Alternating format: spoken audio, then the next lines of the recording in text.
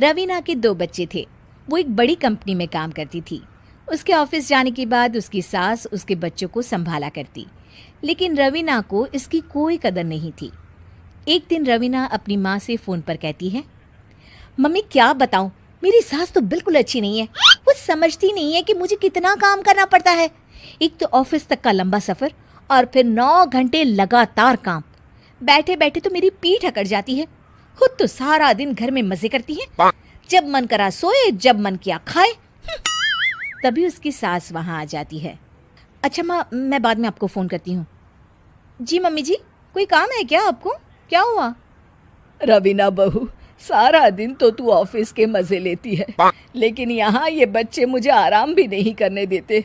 मेरी तो तबीयत खराब हो रही है। तो आपको लगता है कि मैं दफ्तर में मौज करती हूँ?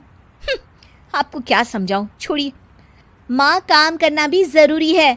मजबूरी नहीं होती तो मैं खुद ही अपने बच्चों को देख लेती। अब आज तो छुट्टी है ना, आज तो कम से कम घर का काम कर ले। बहू काम शुरू करती है। बच्चे के साथ काम करना उसके लिए असंभव हो जाता है। वो जाकर बच्चा सास को देती है और कहती है, मम्मी जी ज़रा बच्चा तो पकड़ लीजिए, मैं घर का काम कैसे करूं? जैसे मैं करती हूँ रोज़ बच्चे के साथ। तुझे बताऊं तो तू सोचती है कि कोई बड़ा काम तो है नहीं, बच्चा तो सोता रहता है। अब देख लिया।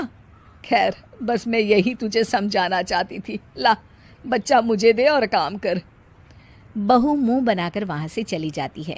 वो मन में सोचती है, बात तो सही है, बच्चे के साथ घर का काम करना असंभव है। वो किसी तरह काम करती है और अगले दिन ऑफिस के लिए निकल जाती है।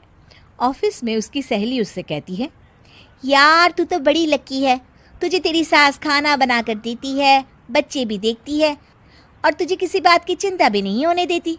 अरे क्या लकी, बदले में मैं उन्हें पूरी कमाई जो दे देती हूँ और अपने बच्चे से दूर रहती हूँ वो अलग।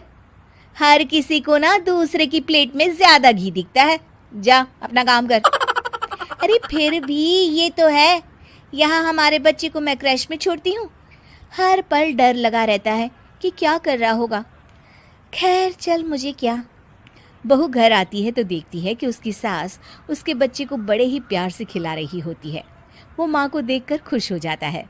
बहू मन में सोचती है कि बात तो सही है, सासू माँ सारा दिन काम करती है, मैं ऑफिस से आकर भी काम नहीं करती हूँ। वो सास के पास जाती है और कहती है, माँ जी थक गई आप?